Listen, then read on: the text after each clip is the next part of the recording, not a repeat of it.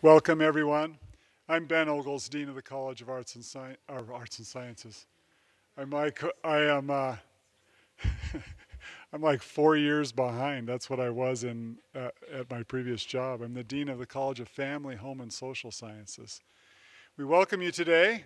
We have an opportunity to hear from our Alumni Achievement Award winner this year, David Foster. Dr. Foster was a graduate of Brigham Young University twice, both his PhD and his undergraduate degree. And we're grateful to have him here today and to hear his lecture. He's one of a number of Alumni Achievement Award winners that are part of our homecoming celebration. At this hour, there are probably, is it 8 maybe, Terry? Lectures that are happening simultaneously for each of the colleges around campus. And they'll be honored in our Homecoming Spectacular and other events around the campus this weekend with Homecoming. Dr. Foster is a psychologist and a psychometrician and an innovator in the measurement industry and testing technology. He helped introduce computerized adaptive testing as part of Novell's pioneering certification program in the early 90s, and then following that he's established a couple of companies that focus around technology, including Galton Technologies that was later acquired by Thomson Learning, and most recently Cavion, which was founded in 2003. And it's the industry's first test security company. And as you might imagine, with the advent of the internet, it's created some challenges for testing, and in particular, cheating. And a company that can address those kinds of issues, it was needed, and as I understand from Dr. Foster, they still have no competitors. They're the ones that are handling breaches and cheating and remediation to halt that kind of stuff, abuses of sensitive test information. They're the only ones around. He is the past president also of the Association of Test Publishers, and he's served on the Certification Accreditation Committee and Board of Directors for the American National Standards Institute. And he's participated on a number of technical and advisory boards for testing programs. He currently sits on the council for the International Test Commission, and he holds a PhD in experimental psychology from BYU and did a postdoctoral fellowship in psychobiology from Florida State University. His wife is here, and I know his daughter, I believe his son was going to be here as well. They're right here. Oh, yeah, he is. And then they have a third child who's back in Massachusetts, and a couple of grandkids. Grandkids make it today? You'll hear from one. Excellent. We're happy to have them here. Please join me in welcoming Dr. Foster.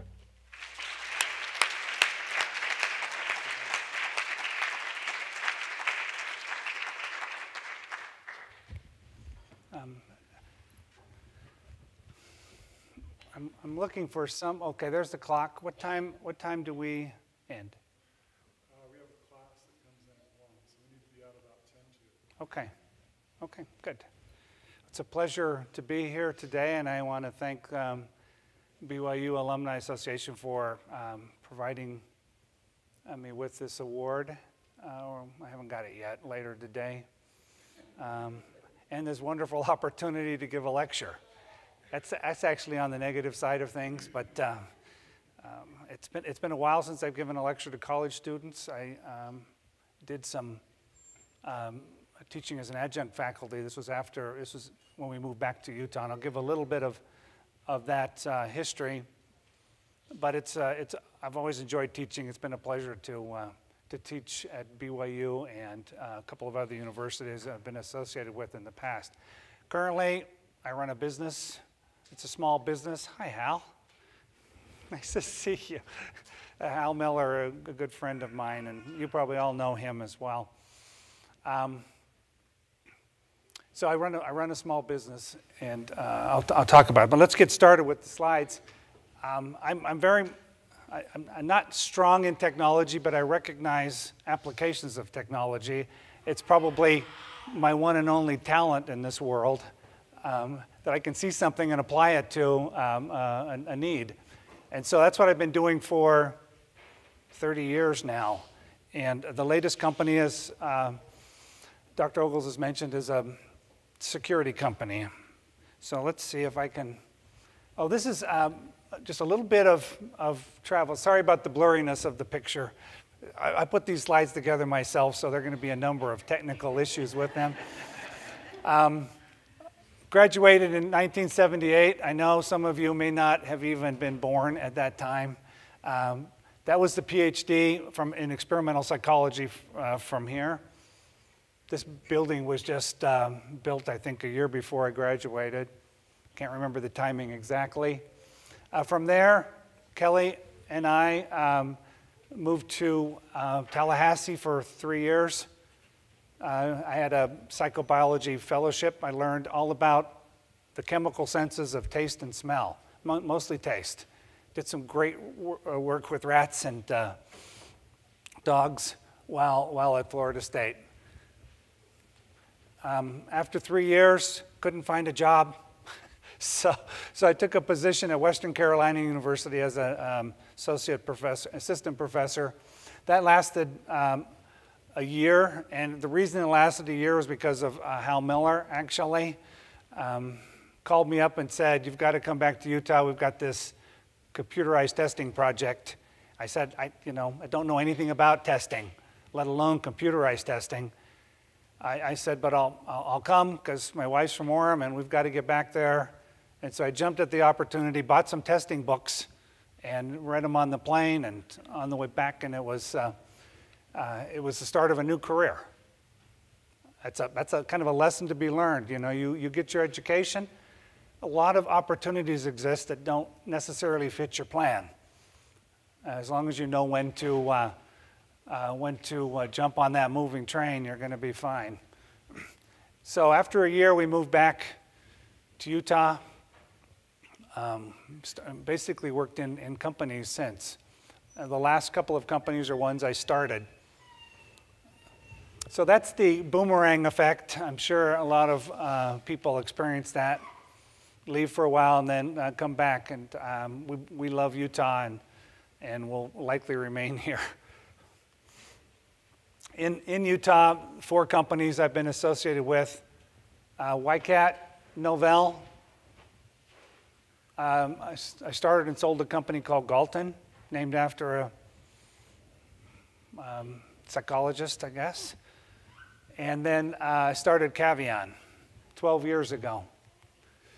So just a quick glimpse at Cavion. I'm not going to talk a lot about security today, test security, but we began it in 2003. I actually started it because I had no choice. It was the only field in the area of testing that I wasn't prohibited from working in because of some non-compete agreements I'd gotten myself into. So I test security. It turns out that it was a wonderful accident and forced into a business and an enterprise that has been very rewarding. So we protect our clients' exams. Basically, the purpose of our company is to try to prevent or deter people from cheating on exams, or catch them when they do, or catch them from stealing exams and selling them to other people. That's basic mission of Cavion. As Dr. Ogles said, we have no competitors right now, but it's a huge growing problem. That is, cheating is in high-stakes exams. Our company's virtual, which I love. I love my commute. It's like 30 feet. I don't even have to get dressed. I don't even have to shower. And I'm there in my office. You should all try that. It's a great experience. You'll never want to go back to anything else. I guess it's not for everybody, I hear. We provide some services and some technology. We have 30 employees in about 9 states. That's the nice thing about a virtual company is you can hire really qualified people and you don't have to make a move. We just released a certification program. If you want to become a certified exam security professional, there's a short training course, not so easy of an exam, and you could become certified. And there are testing programs out there that want to hire people that know these things. And then we are building technology to help our customers manage their own security and do some of those things themselves. So that's Cavion. It's been a great company, and we're growing, and it's been a lot of fun. You can of course, get on the web and learn more about it if you'd like. We just had a 2-day company meeting in Salt Lake. Not a big meeting, like I say, there aren't that many of us, but the theme came from Mark Twain. I really like this quote, and it's been a part of how I've run my life, and it's been the theme of our meeting, so I'm trying to get everybody in our company to adopt this attitude. And so this is his quote. 20 years from now, you'll be more disappointed by the things you did not do than those you did do. So throw off the bow lines, sail away from the safe harbor. Basically, he's saying, take a risk, right? You won't be disappointed. You'll be disappointed if you don't take the risk. So I think my career, not just since BYU, but even during BYU, I met my wife and married her. So that's got to be considered a risk. For her, probably more than me. She's here, by the way, so she understands this. We met in psychology. We're both psychology. I was a graduate student. She was an undergraduate student. She took 2 courses I was teaching. Earned A's in both, honestly. She earned A's in both. And the rest is history. In the testing field, though, it's a bit, it's dominated, as many fields are, by tradition, history, and so there are always these barriers, characterized by some of these quotes. We always do it this way. The way I do it is the best way to do it. What we do is safe and legally defensible. Or, yeah, who else has done it? That is, who else has done what you're proposing to do? These are common, and what it has done is kept the testing industry in kind of this type of state. If you read newspapers at all, you know there's a fairly strong anti-testing movement going on. Now, as students, you already have a fairly strong anti-testing bias as you get to the end of a course or middle of a course and you have to take these tests. That's understandable, but in the U.S. and really around the world, it's what good are tests? And today, with technology, computers are used as page turners. You have a nice big fancy laptop, and it serves up a question at a time and allows you to hit a key to an answer. Not very exciting. It's just a paper test displayed in a different way. That's most either they're still doing paper tests today or they're doing computer tests in this way. 95% of testing programs. When I say a testing program, I'm referring to organizations like ACT, state assessments. Utah gives tests to all the kids. Programs like certification programs like taking a nurse's exam to get a license to practice nursing. The tests I'm usually involved in are all high stakes. That is, the results mean a job or a promotion or not getting a job or not getting into a school. So I'm mainly concerned with high stakes exams. Now, this second bullet point is something I believe. Testing is too often unfair, expensive, slow, and inconvenient. These are problems we've yet to solve in our industry. That's why we're still doing testing something. So you see the background of this is a brick wall. I've encountered it a number of times. And then most recently, although cheating has been going on a long time, too much theft of tests and too much cheating going on. And cheating, of course, you can't trust scores, and therefore you can't use them for why you wanted to use them in the first place. The good news, plenty of problems means plenty of opportunities and fun. It's been a fun field. I don't know if you're, just a little career advice for those of you wondering what you want to do after a degree.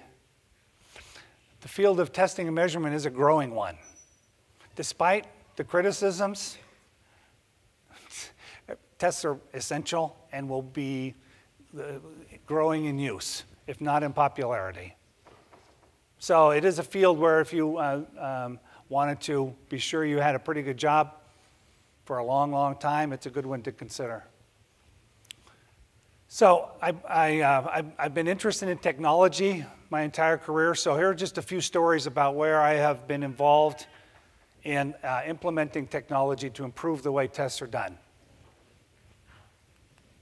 So the first one was 1991 at Novell, tests that become you. These are called computerized adaptive tests. You're probably aware of what these are, maybe you've even taken them, but while the test is going on, it changes to tailor it to your ability. So if your ability isn't strong in that content, you will see a test that has relatively easy questions. If you're really strong, it's going to try to find out how strong you are and start, as you answer questions, it's going to start giving you tougher ones until it finds a level where you are. And it can do this. The advantages of they're generally shorter. You can get the same score with a third of the questions. So it's extremely efficient, more secure because you are not exposing test questions that you don't need to, and generally more accurate for a large audience. So this has been an amazing advance. Today, it's used in many programs. The nursing exam, the NCLEX, that a nurse will need to practice as an adaptive test. It used to be 2.5 days long, and now it's 75 minutes. That's an amazing change. Who wants to sit in a 2.5-day test? There are still 2.5-day tests out there, so they have yet to use this technology. I don't know why. So we did this at Novell. It had wonderful effects. We got all these advantages that are mentioned here. And we did it worldwide. Translated the exams and gave them in China and Germany and anywhere else. So it was really a fun type of test. Not easy to build, but great once you've got it built. Tests that you do. So in 1993, also at Novell, we were getting hammered because our tests were simplistic, not really measuring the skills of a network engineer. They were just kind of simplistic multiple choice. So people were hating us because our tests really didn't determine who was good at that and who wasn't. So we built simulations. We simulated. So I want to show you a very silly multiple choice question, but it's so typical. So look at the first is just, the first paragraph is just a, just kind of setting the stage or the context. So the second paragraph, using NetWare Administrator, which step would you perform to grant file system rights to Shauna? Now look, look what you have to go through if you're a test taker to find the right answer. Got to compare these options. It's not easy to do.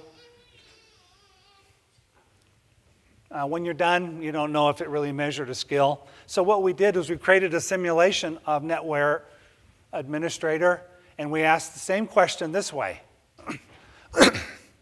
same initial paragraph. Using NetWare Administrator, grant the necessary file system rights for Shauna to access her application. So you see the difference to that? What they would do then is click on that button and software would come up and they'd do the task. It would take them a minute. It would take them less time than answering that multiple choice question to actually do the job, do the task. I told you about the criticisms we had. Overnight, they disappeared.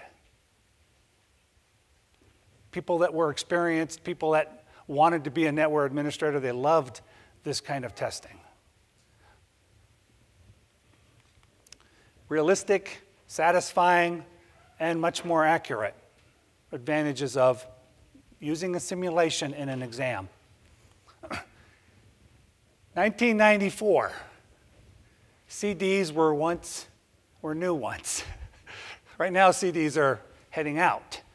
But there was a time when it was the new technology. Also at Novell, we had technical libraries, CDs with gigabytes of information on them, and we expected the network people to know that stuff in our tests. So we were asking questions like, what's the model number for the network card that goes in this kind of IBM machine? Who's supposed to know that? Nobody. But those are the only kinds of questions we were asked when it was the type. We had no way to get them to access these libraries, which were on CDs. So I talked to the folks, and for some reason, people at Novell never said no to me. And I don't know why that was, but I said, okay, every one of our testing centers, and we had 2,000 of them around the world, we need to buy a CD player. I'll show you a picture of one here. They look a little different. So that's a CD player. They cost $500 in 1994. Brand new technology, and we needed 2,000 of them, so do the math, that's $1 million for one test. And not easy to put them into 2,000 centers worldwide. But they said, okay, is it important? I said, yeah, it's really important. We can't test skills if we can't do that. So Novell ponied up $1 million for one of their exams to be useful, to produce a valid score. And we did it, we put them out. People could then display their skill of finding information rather than their skill of just memorizing arcane details.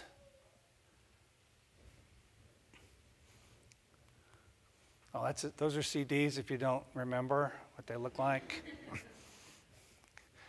So again, these are the advantages. We're measuring things we're supposed to measure, and it's what they do on the job. How could you do better than that? The year's now 2000. Online is fine. The internet became useful about 1997, and its advantages in the world of testing were pretty good.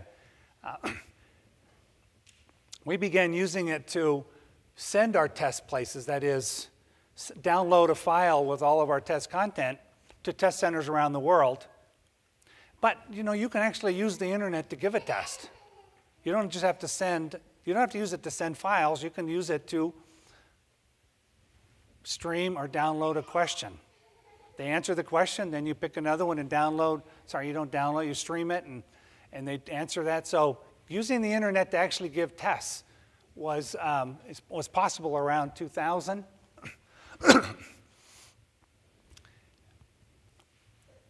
Obviously, it's convenient because you can put that test right in front of somebody in their dining room. You could do it right here in this room. Some of you could be taking a test right now without me knowing it because you got your smartphone open, and it could be a high-stakes test. That has important consequences.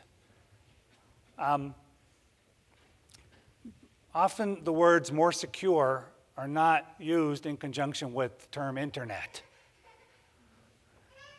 People usually think of the internet as some way of less secure. But the problem this was dealing with, and it's been a big problem in the testing industry, is that testing files, That is, all the questions and the graphic, anything that companies were downloaded to a center, a testing center in, let's say, Munich. It sits on that center servers until the person comes in and takes that test. So it has to be downloaded 24 hours, 48 hours before the test is scheduled. Well, what happens is that at that center, while it's sitting there, administrators at that center can actually go in and grab those files, copy them off, sell them. So today, if this type of model results in a lot of risk, it's probably a new test is published and it's on the internet, all the questions in a couple of days. If you Googled actual tests, actual test questions, you would get about 500 sites that sell important, all the questions you need for important high-stakes exams today. Not all of them, but enough to help you out if you were struggling. So that's the problem. With the internet, you don't download anything to any local remote server. You simply send the question, get the answer. It does require that the internet has to stay up. And that's probably the biggest downside, is that you have to have a constant internet connection for true online testing to work. But it is more secure if you can do that.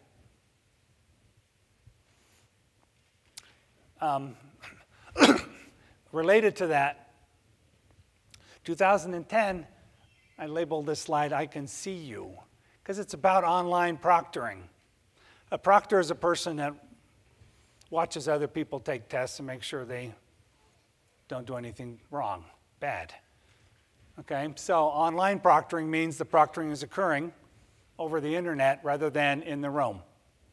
How many of you have taken an online proctored exam where someone's watching you, but they may be in, the proctor may be in Phoenix when you're in your home? How many of you have done that? Okay. A few of you have done that. I think people I know. Everybody raise their hand, or people that work with me. So they've, it's a very much a growing technology right now. There must be 20 companies out there that offer that service. Not many of them are very good at it, but they do offer it. So we do it. The exam I told you, our certification exam, is online proctored. The person taking the test, their cell phone with Skype, they set it up. They put it 4 or 5 feet away from where they're working, where they're going to take the test, and the proctor comes on, gets them started, talks to them, watches them throughout the thing, and finishes it up. The proctor may ask them to pan the room, make sure there's no notes on the wall or another person sitting nearby can listen to anything that happens. So it's a pretty secure way of monitoring. I personally think it's better at monitoring exams than what might occur in this room if there are 200 people taking a test, or at a local testing center, or in a college gymnasium, high school, taking the SAT. So it definitely will be the wave of the future in the way exams are taken, which means you can take a test in your home. This woman's taking a test in an office because you've got a chalkboard, but here are some examples. This is what a proctor might see. Proctor might be watching 4 or 5 people through their cameras. You can't tell if this guy is at his home or not, but this one definitely seems to be. You can take it wherever. You can take it at work, at home, the church, wherever you want. And so there's an extreme convenience and a reduction in cost. It probably costs $10 as the cost for this kind of exam, whereas almost any other type of exam is going to be $30 to $150 for the facilities and the people.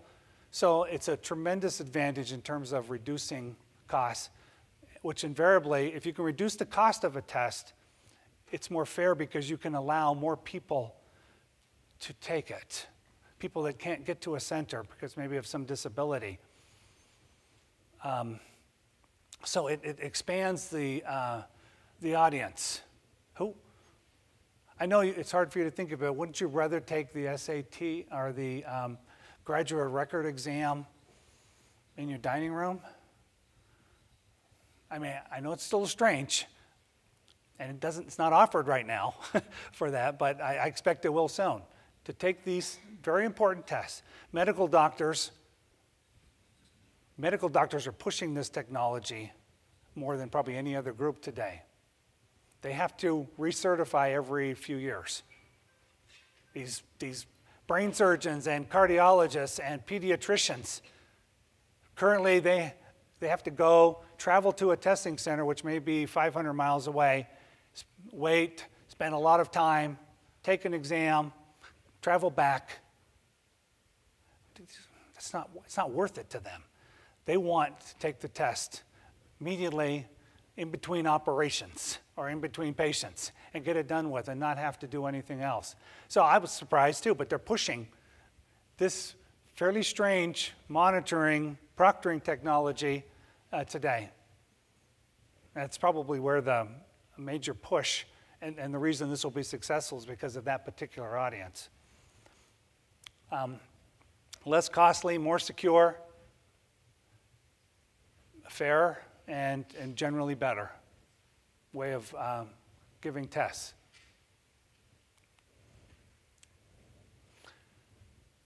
In 2015, DOMC. I've got what it means down at the bottom. Discrete option multiple choice. Fixing the multiple choice question. Now, I have been criticized. My daughter, who's in the audience, doesn't even like this type of question. Tells me that all the time. Said, don't introduce it till I'm out of school. So she's out of school now, and so we're pushing it. I'll show you what it does in a second. Maybe I'll even do a little demonstration of it. I think this is one, I mean, I've had a long career, and I think this is the thing that interests me the most. This, I think, has the largest impact of anything I've talked about.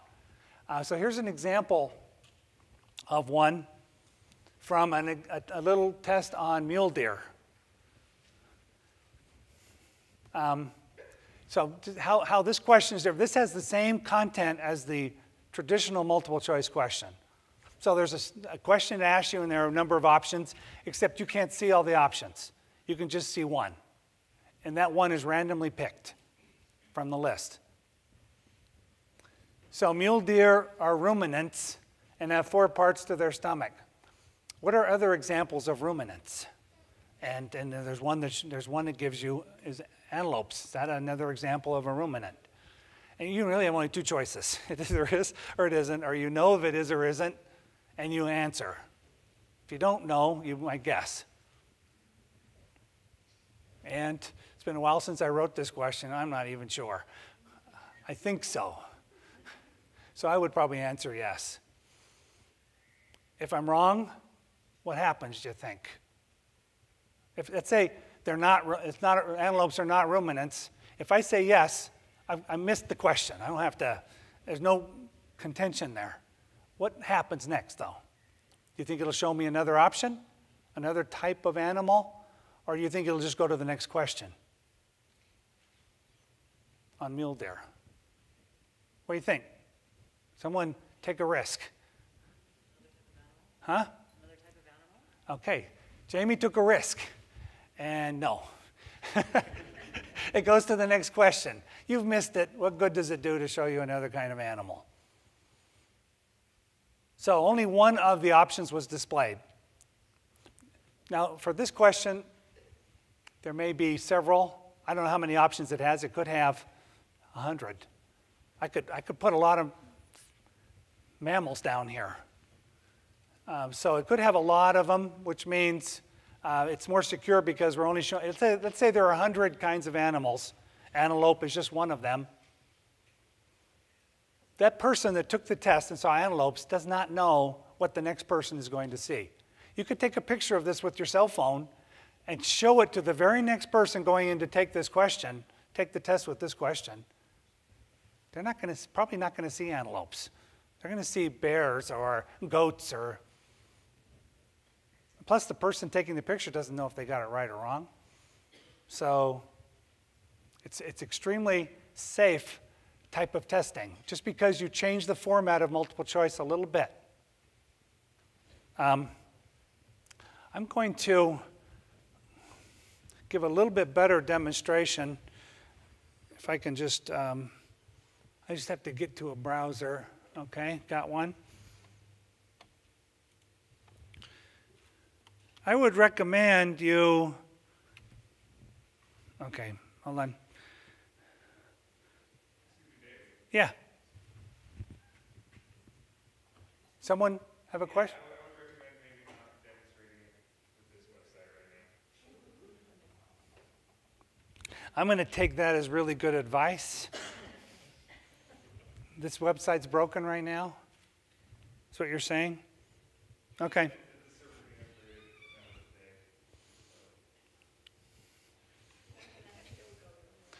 I have succeeded in my career by following good advice. So I'm going to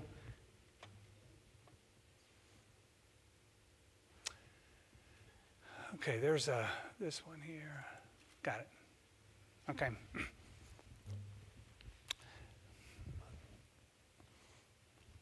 So this particular discrete option multiple choice has advantages of security. It's hard to cheat, not impossible, but so much harder than with a typical multiple choice. Other advantages is that it has better measurement. I don't know, how many, you all are so familiar with multiple choice. If you see a multiple choice question that has 4 options, how do you process those options? Do you go through them and maybe eliminate 1 or 2 because they're really silly sounding? They don't seem right. And now you're down to 2, and if you still don't know the answer, you just make a guess. You've got a pretty good chance of getting it right. That's a typical multiple choice strategy. It affects all multiple choice questions. It's a source in the psychometric world. It's called construct irrelevant variance. That means it's measuring a skill that you have that has nothing to do with the skill the question is trying to measure. You have a great multiple choice strategy skill. The question's not trying to measure that. It's trying to measure your knowledge of geometry or English or something, but not that. And so part of your score, part of your ability on the test is due to your test-taking skills. Now, I know you love your test-taking skills, and you don't want to give them up. This question forces you to give them up, at least most of it. It's very hard. Well, you can't see all the options. You can't do anything about that. So the test itself, when you get a score, has much less of that construct irrelevant variance. The score is a more pure measure of what you know or can do. One advantage of this item type that I hadn't expected, one developed it. By the way, I have a patent. I've never considered having a patent, but I filed a patent on this with the U.S. Patent Office, and I wouldn't recommend that process to anyone. But if you slog through it, it's like getting a PhD. Eventually, you'll get to the end and you'll get what you've got, right? And so I do have a patent on this, which is weird to consider. But one thing we learned is that because you don't have to do all that comparing, this is a simpler, more intuitive way to answer a question. We gave this question to 3-year-olds. They could not compare options. They didn't have the cognitive ability to compare 3 things and pick one. The test didn't even want them to do that. That's the way it was presented. 3 options. Check them all out and then pick the one that rhymes with log. And what? They go to one, they go to the other. They didn't know what the whole thing was asking them to do. They could not do it. But if you presented the question this way and showed a picture of a hog and said, does this rhyme with log? They could do that. They could demonstrate they knew how words rhymed. They couldn't do it if it were presented in a traditional way. That that particular method, that particular advantage works well. There's a group in California, in San Diego, that deals with very, I don't know the proper wording for it, adults with disabilities that are minimally functional, but there are federal requirements. You have to assess these persons' capabilities. They can't do traditional multiple choice, but these are so simple to answer. Is this? They can do it. So now it allows you to measure a group of people that you could never measure accurately before. And give them benefits that are commensurate with their skills, because now you know what their skills are. People where English is a second language. You know that one multiple choice question I put up? Can you imagine somebody who's not that good with English trying to compare those options? It's horrible. Can't do it. You give them something that's easy to process cognitively, and they can then show you what they know. Those are, that's why I think this particular item type, despite the fact that most of us don't like it, wouldn't want to be the person taking it, has such advantages we all have to get behind and support it. Yes? So I can see how this is helpful in like the cheating because all the questions are different, but it seems like it would be a problem like if you're giving a test in like college setting because people aren't answering the same question. So like one person, now I know that they know or don't know that antelope are ruminants, but someone else I know or don't know that they know goats or ruminants, and someone else gets a question about horses and You're absolutely, that's a great point. With this type of question, people experience different sets of options for that same question, right? Just like that's your point out, they do. It isn't as big of a problem as it seems. There are several movements today in the testing world that deal with things called item families or automated item generation, where items are generated on the fly from an algorithm and presented. And every time that's presented, it's different than would have been presented to someone sitting next to you, but it's the same item. And the same set of statistics describe that item and indicate its performance. So while it is true, there are differences. If you know about ruminants, which is what you're supposed to know about, you're not necessarily supposed to know that antelopes are ruminants. You're supposed to know what a ruminant is and generally what groups of animals and types of animals are ruminants and which ones aren't, which allows people with that knowledge to do well on this item, whether they see antelopes or goats or moose, whatever they see. They can answer the question because they know the general concept, the general knowledge. So while there are some errors that occur in that kind of measurement, it's a small amount of error and can be accommodated in, and you can even readjust your scoring if you need to for something like that. But it does measure well. And just one other example on that. A normal multiple choice question, I could survey all of you in this room. Each of and ask you to describe how you read it, how you answer it.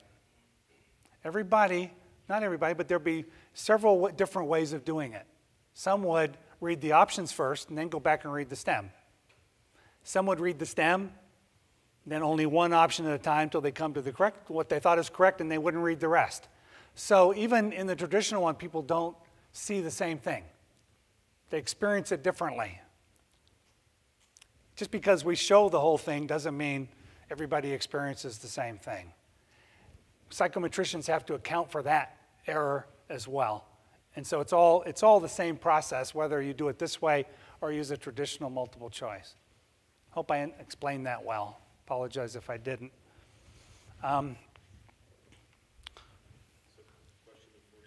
Yeah, yes. This is fascinating. I think I'm with your daughter. Thank you for waiting until I was out of school to do this. Yeah, you're welcome. So I think I understand what happens if I get the question wrong. different if I get it right? Does it kind of pursue, does it go deeper into it to see how much I know, or how does that work? It could do that. That's if you had a purpose of diagnosing a person's knowledge in that little area.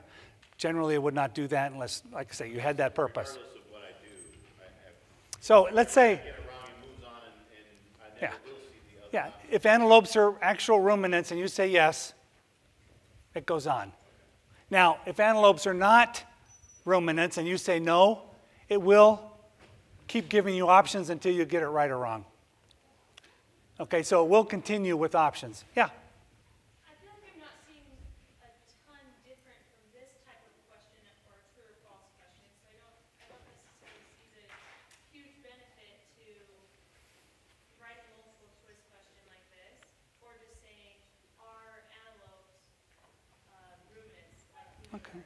true or false, or they are like ruminants. Yeah, okay. I can explain that. I'm afraid I'm out of time, but can you come down afterwards? Yeah. Okay. I have one more slide. You may recognize this from my favorite movie, Divergent. That's for the benefit of people in my family. So the question is, this is Eric saying, someone's got to go first. Who's it going to be? Okay? Me, says Triss. Right? And she gets up there and she jumps in. We're all very proud of her. In the testing industry, you've got, as probably with many other places you're going or things at some point you've got to be the one to go first. Not just wait for someone else to do it. It feels that way as I've been through here, and I've gone first a number of times. In some of these, and some things I've just helped and participated, but it is a very important question in our industry. Someone's got to go first. Who's it going to be? Anyway, with that, I'll end. I thank you for your attention very much. It's been a pleasure today.